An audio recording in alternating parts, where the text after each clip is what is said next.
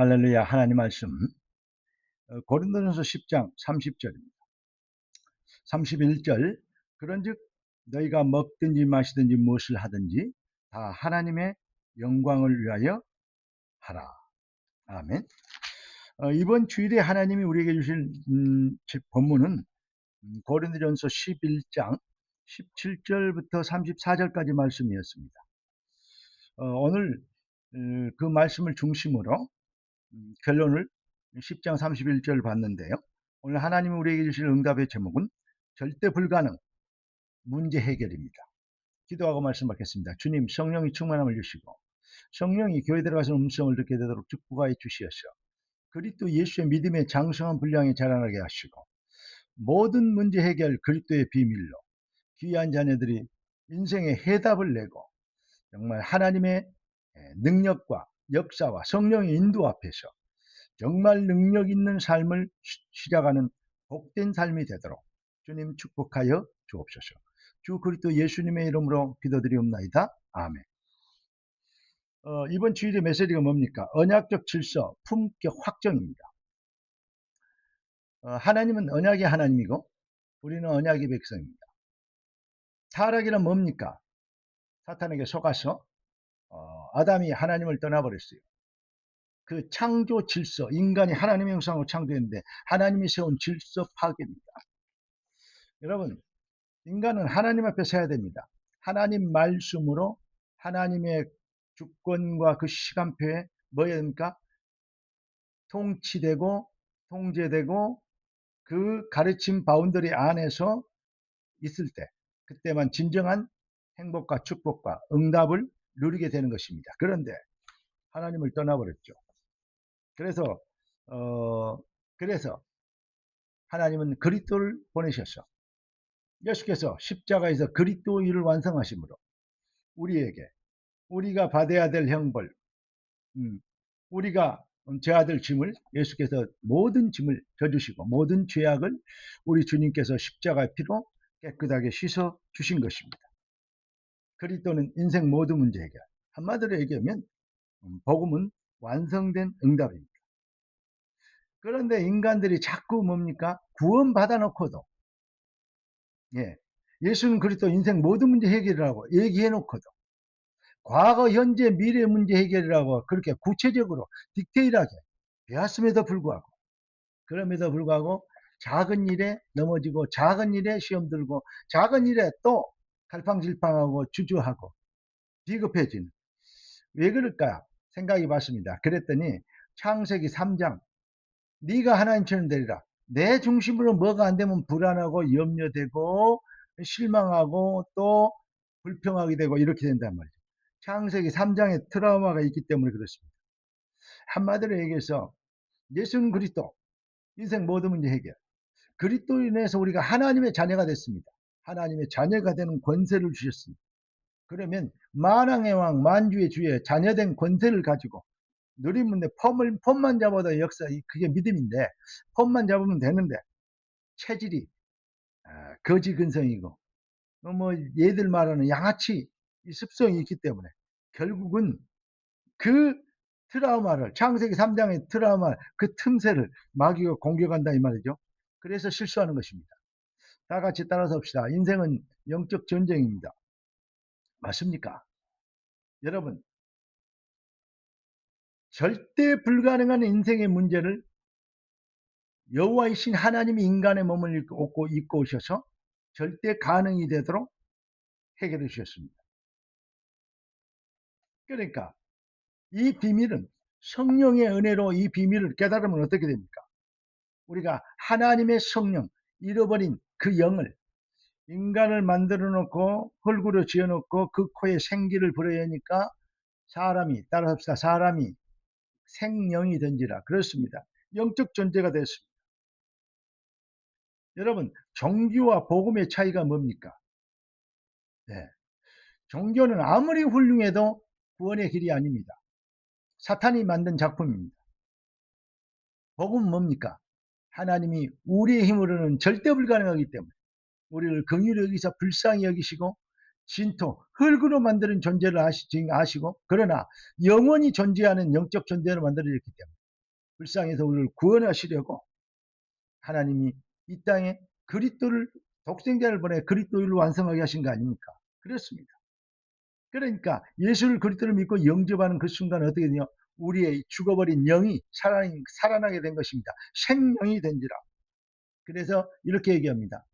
구원받을 때 종교와 복음의 차이는 영이 다르다고 얘기할 수 있습니다. 그리고 또 이런 얘기를 할 수 있습니다. 복음은 완성된 응답을 얘기하고 종교는 아무리 훌륭해도 미완성을 말하는 것입니다. 그래서 뭘 해야 돼요? 그런데 자꾸 복음을 받은 하나님의 백성들이 자꾸 그 오늘 우리 고린도전서 11장 나오기 전에 11장에 우리 17절부터 34절까지 뭔 얘기 나오죠? 그 성찬 예식 하면서 그러한 성찬 예식을 가르치면서 그 얘기를 합니다. 성만찬의 제정에 대해서 이렇게 했잖냐 이런 얘기를 하면서 또 틀린 것들 또 실수한 부분들을 바로잡아 주십니다. 그러니까 어느 정도냐, 구원받았는데 자꾸 남녀 문제 또 결혼 문제 또 이렇게 과부가 어떻게 해야 되나 또 결혼해야 되냐 말해야 되냐 또 이런 여자는 머리에 뭘 써야 되냐 말해야 되냐 우상에 뭐요 재물을 먹어야 되냐 막아야 되냐 막 이런 것 갖고 얘기합니다. 그래 바울의 결론이 뭡니까? 모든 것이 가하나 그리스도는 모든 문제 해결이나 모든 것이 유익한 것은 아니고 모든 것을 할 수 있으나 이미 다 끝났다 이 말이죠. 완성된 응답이다 이 말이죠. 그러면서 뭡니까? 모든 것이 덕을 세우는 것은 아니고 그러면서 결론이 뭡니까? 먹든지 마시든지 무엇이든지 하나님의 영광을 위해 하라 그러면서 왜 그렇게 돼야 되냐? 하나님의 영광이 되는 건 뭡니까? 내가 이방인이 가면 이방인처럼 유대인이 가면 유대인처럼 왜 그러냐? 바로 영혼을 구원하게 하기 위함입니다. 자, 우상숭배 문제 얘기를 가지고 시장에서 먹을 걸 사다가 먹으면 양심일래 걸치지 말고 그냥 먹어라. 그런데 우상의 제물이다라고 얘기하면 먹지 말아라. 근데 먹으면 죄가 된다, 안 먹으면 안 먹어야 된다 이런 말이 아니잖아요. 그 말은 무슨 말이냐? 바로 고기를 먹는 것으로 인하여서 뭐 하게 됩니다. 사자 먹은 반 우상의 제물로 인하여서 이라고 얘기하면 또 안 믿는 사람들이 약한 자들이 어떻게 됩니까? 그것으로 인해서 실족하고 실망하고 그래서 복음을 가리울까 봐서 결국은 뭡니까? 그럴 것 같으면 나는 고기 먹는 것이 죄가 아니잖아요. 고기는 건강을 위해서 먹어도 좋죠. 먹으면 적당히 먹는 게 중요하잖아요. 그런데 나는 평생에 고기도 먹지 않겠다. 왜냐? 영혼을 구원하기 위해서 사람들을 더 많이 영혼을 구원하기 위한 것이다.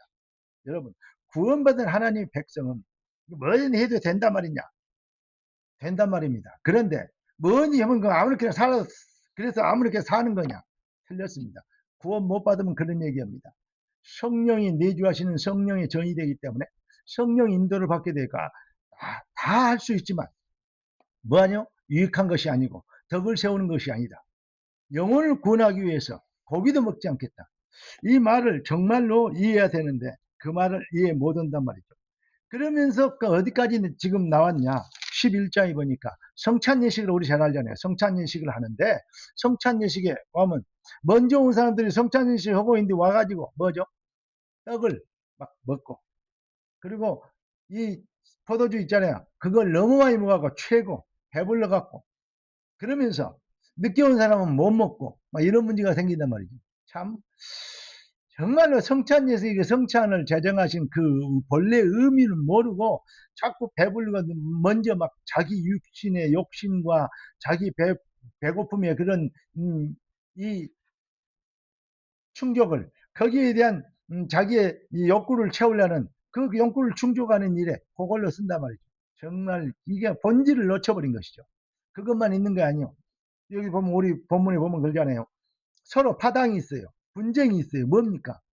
우리 지만 먹은 게 아니고 우리 식구들 거, 우리 일가 친척들 거 어마어마하게 갖다가 쌓아놓고 자기들 걸로 챙겨놓고 다른 사람은 못 먹게 만들고 먼지 와서 챙겨놓고 이런 일들로 성찬 예식을 그렇게 됐다 이거예요. 얼마나 하나님 보시기에 한심스럽겠어요. 구원받은 백성들이. 그래서 뭐라 했죠? 복음의 품격. 네. 이번 주에 메시지가 뭐라고요? 언약적 질서. 그러면서요, 그 품격을 확정해라. 왜냐?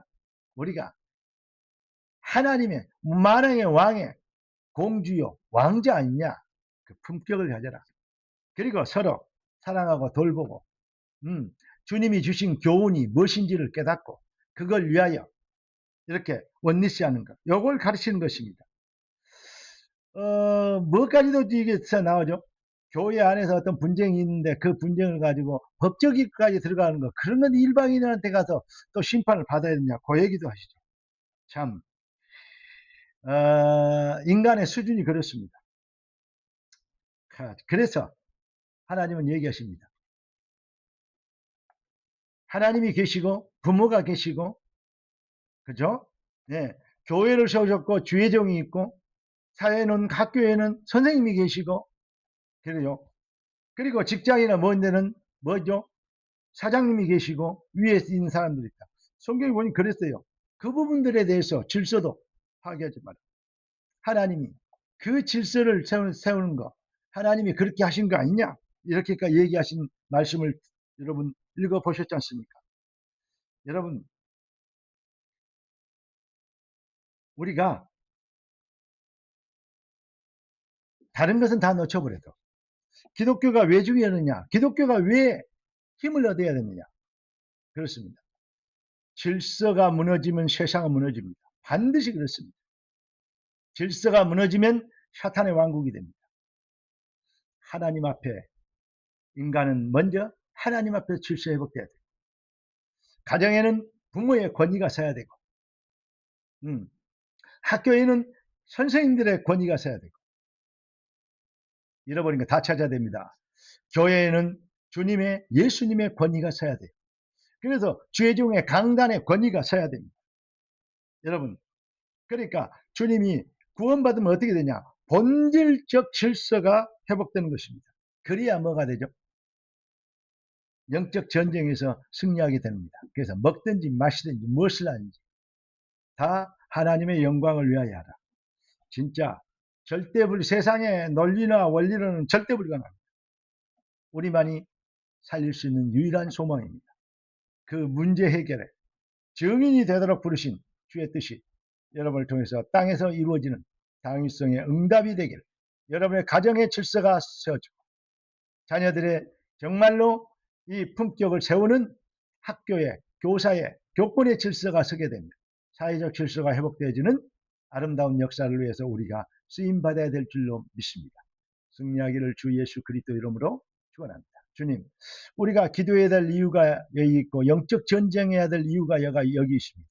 주님, 귀한 자녀들이 새 힘을 얻게 하시고 시대 살릴 증인으로 일어납니다. 진짜 삶 속에 기독교가 얼마나 중요합니다. 하나님이 세운 질서가 얼마나 중요하며 복음이 얼마나 가치 있고 중요한 것인지 깨닫게 하시고 그 능력을 말하며 선포하며 가르치는 복이 되는 주의 백성들 되도록 축복하옵소서. 주 그리스도 예수님의 이름으로 기도드리옵나이다. 아멘. 할렐루야.